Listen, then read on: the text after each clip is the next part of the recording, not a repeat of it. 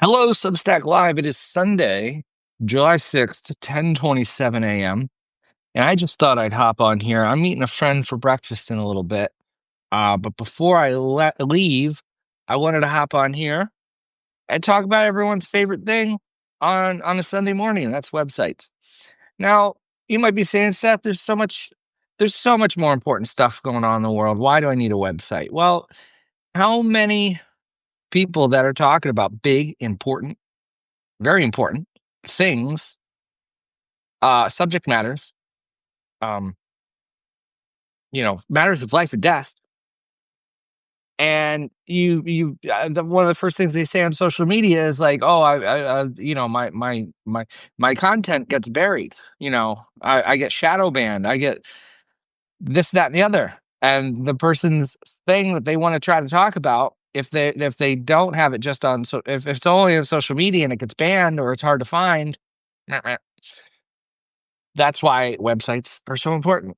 That's why because the websites have been around. They've been around a minute. Websites have been around a minute since, at least for me, I've been doing websites and making and reading websites since 95, 96 or something like that. You've been around for a minute. I kind of liken it to, if like social media is the billboard, right, along the highway for your burger joint. But what if you don't have an actual burger joint? Like if you have the billboard, no one can go actually to your burger joint or your coffee shop or whatever the heck it is that you're selling or that you're offering. So you need a website. You need, also, because you have it and it's yours, as long as you keep paying for it, as long as you keep paying for the domain name, $15, $18 a year, and you keep paying for hosting, which is $120, $150 a year, maybe. No one's touching it. No one's taking it down. No one's banning it. Now, yes, it's difficult for, like, the first thing, oh, how do I drive people to my website? How do I drive? Well, of course, it's the challenge. That's huge. Start today. Tell people your website, setw.xyz. That's me. All right. Like, make your website. Now, another one I have is is Social Media Escape Club. Now, I have an email list of about 6,500 people. And every week I get to email people and casually remind them, hey, I have this website. I don't say, hey, go to my website. I make a newsletter that stands on its own, and there's links to stuff that's on my website. There's links on my web from the newsletter. It's a delivery truck. It's driving people from my newsletter to my website. If they want, if you just want to read the newsletter, that's fine. If you want to go a little deeper, you get in a little delivery truck and you go to my website. And the more people I get to my website, the more often I get people to my website and they see the colors, they see my branding, they see my beautiful face. It then, because one day, if Substack burns to the ground, or they don't get my newsletter because Gmail determines that my email is spam or something like that, they might think, oh, I haven't heard from Seth in a while. Let me go to socialmediaescape.club. And then they could see a place where I write 3-4 times a week on my website. So if anyone has questions or reflections on websites, what's the obstacle to a website? What's the hang up with, like, not putting all our eggs into a Substack basket or a social media basket? Why have a website? Why should I have a website? Substack makes this beautiful blog, beautiful archive of all my work. Because someday you could wake up and you could be locked out. Someday it could happen. Someday, or in the case of what happened to Lucy Werner, you could inadvertently hit something in settings that is not labeled delete everything, and delete everything. And what are your thoughts on having a blog and Substack? Blog attached to the website, of course. Yes. Everything should go on your blog first, I believe. Again, because if Substack goes away, you have an archive of all your work. Like, I've been posting on Substack since 2021. Not all those posts are on my website. And that's a bummer, because if Substack goes away tomorrow, all that content is gone. Videos, audio, all the stuff I put up over the years. I fully believe we should be putting everything on our website first. SEO impact be damned, because what have we been seeing about SEO and search lately is that most people aren't even searching anymore, or they're not clicking on anything because Google is now giving them answers with AI. So it's harder and harder. Easiest way, not easiest way, but like the most secure, efficient, hardcore way that we got people to our websites was word of mouth. Write good shit. People will read it. People will tell friends. They'll link to it in their newsletters and their articles. I've been using Substack to reveal more in-depth and personal information that I can manage a little bit better through subscription. Is there a way to do this on a blog? Yes. Oh boy, look up memberful.com. It's owned by Patreon. It allows you to, as long as you're using WordPress, but I believe Squarespace and sites like that allow you to paywall stuff as well. But Memberful, it works with WordPress blogs that you can like paywall your writing. Memberful.com, owned by Patreon. It's where I moved all my paid members to. I became a bestseller on Substack, over 100 paid subscribers, and in a day or two, I moved everything over to Memberful. Again, a lot of this is coming from that thing I just posted on Notes. From who was it? From Pixel Envy. Great little piece. Pressure on Substack.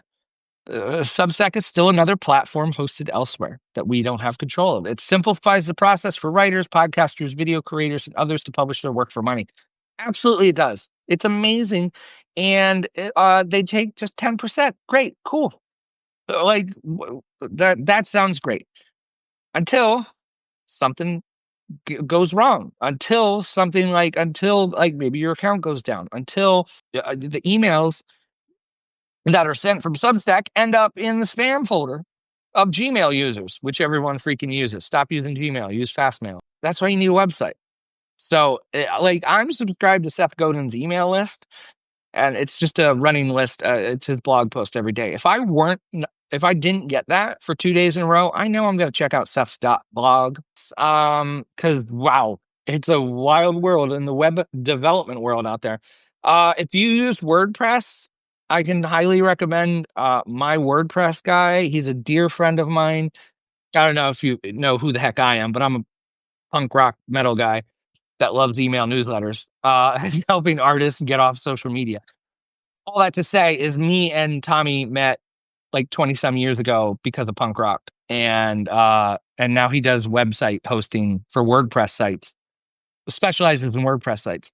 If you want me to introduce you to him, DM me and I will introduce you. He's a great guy, very, very reasonably priced. He's not looking to rip off and charge exorbitant fees to artists and creative people to set up a WordPress site or help overhaul stuff. So Alice, do that. DM me or email me, hey@sethw.xyz.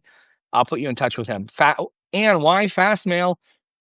Years ago, it was between that and I think Proton Mail. I think Proton Mail existed back then, but I switched over to Fastmail like 10 or 12 years ago, 10 or 11 years ago. I think it was 2014. And I just love it. There's no priority tabs. The spam is a lot of my spam folder is always spam and not miscategorized stuff like Gmail. And also too, I'm paying them instead of Google, which I like. Fastmail has been around for a long time, reasonably priced. That's why I use Fastmail. And also I have multiple domains in there. They have a calendar function, all that stuff. It's fantastic. So I'm going to put a link, copied clipboard. Can I paste that here? Paste. Oh, there it is. If you want to check out Fastmail, that's an affiliate link. You get 10% off your first year if you use it. I think you get 30 days free trial with it. And yes, I get a kickback if you sign up for it. So hosting your own website just means you control it. It's very rare that anyone's going to come along and take down your website. The web host is probably, unless you're doing really, really bad stuff, like the web host is usually very hands-off with stuff. So, yeah. Whereas stuff like Substack and all that, Substack, TikTok, Twitter, Facebook, all that stuff, any platform where you're throwing stuff up, Instagram, can go away. Those places can just be like, you can wake up one day and your account can be locked and you have no recourse and no one to reach out to. If my website goes down, I get to call my buddy Tommy and be like, yo, what's going on? Why is my website down? And then it's back up within the hour, Can you port over Gmail to Fastmail? It comes down to ease of transfer for me. Yes, you can export all of your Gmail. Let me find, if you Google, Fastmail, Gmail to Fastmail. I bet that's what it would be. If you Google Gmail to Fastmail, one of the first results should be migrate Fastmail from Gmail. And there's a whole bunch of stuff in there to transfer all of your email. It might take a while if you've been on Gmail for a while. Transfer your calendars, your contacts, your rules. Yeah, and then in Gmail, you just tell it to forward all incoming mail to your new account, and you never have to go to Gmail again. As much as I love email marketing, we're still at the mercy of the email servers, which could put a lot of stuff which can throw stuff into spam folders, priority tabs in Gmail, stuff like that, stuff beyond our control. As a writer who sends a newsletter to 6,500 people a week, I don't have control over that, and it sucks. And there are people that tell me, oh, this ended up in spam. Oh, well, that stinks, and I can't really do much about that. So, yes, I know there's best practices in the email marketing world, yada, yada, yada. Still out of my control. Still an algorithm. So again, the point here is have a website. So if your email keeps ending up in someone's spam folder and people don't see it, if you have a website and you let people know about that and you make it a thing that people want to go to follow up on and dig deeper from your newsletter, that's why you have a domain name. That's why you have a website. My thing is my newsletter is not my permanent address. My website is. So the newsletter can come and go. Again, with sending newsletters, as I'm sure a bunch of people here on this call, 32 people on a Sunday are send newsletters. Gmail can be hostile to newsletters. They can put your newsletter in a spam folder or a promotions tab really easy. And that's why sometimes your open rates go down or your open rates look bad. It's not your fault, probably. Like, your readers probably don't see it because most of them use Gmail. And that's why I keep pitching Fastmail. In all my newsletters, in the footer, I have like an affiliate link to go sign up for a free trial of Fastmail. So I could put that link in here. Again, if anyone just wants to try it out, it's a free 30-day trial. That's not why I'm doing this call, but hey, I'll talk about Fastmail. That's explaining a lot about my Substack slow growth. Well, slow growth, I mean, who can know? Is it... I've experienced explosive growth on Substack a while back. I would get 25 new subscribers a day. Now I get like 2. I don't know what happened. Did I just become a bad writer? Am I putting out worse stuff? I don't know. Or was it very much leveraged and was Substack making it very easy for people to inadvertently subscribe to my newsletter? Which looks great. Wow, 6,500 subscribers.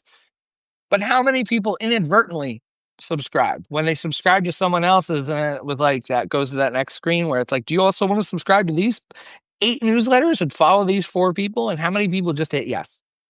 But maybe Substack was hot for a while. Now it's slowed down with customers. See, here's the thing. If we rely on a platform to bring us subscribers, we're in trouble. We can't. Centralized kingdoms of power are not the answer. Centralized places where we get all our newsletter subscribers is not the answer. Which is why, I write about this. If you search for awareness in my archive, you'll find a couple posts about getting awareness off our plate rather than shouting into the void on Substack notes or trying to play all the games and leave comments and this, that, and the other with notes. It might be better to just go do an interview with someone else who has another similar Substack newsletter or a newsletter in general, or pitch yourself and be on someone's podcast and talk about the thing you do and the thing you write. Because now the things that you're talking about are now heard by a whole new audience, and they might click over and subscribe. Print out your poetry with a URL at the bottom, leave it in coffee shops, leave them on park benches, whatever, on bus seats, make stickers with a URL, host workshops at your local library or meetups, host a book club at your local library. And then that's going to come up. Oh, so what do you do? Well, I write a newsletter. Here's a great story. And you can find this on my newsletter, Social Media Escape Club. On my weekly Zoom calls, I host weekly Zoom calls for my paid subscribers, my paid members. A musician was playing in a town they never played in before.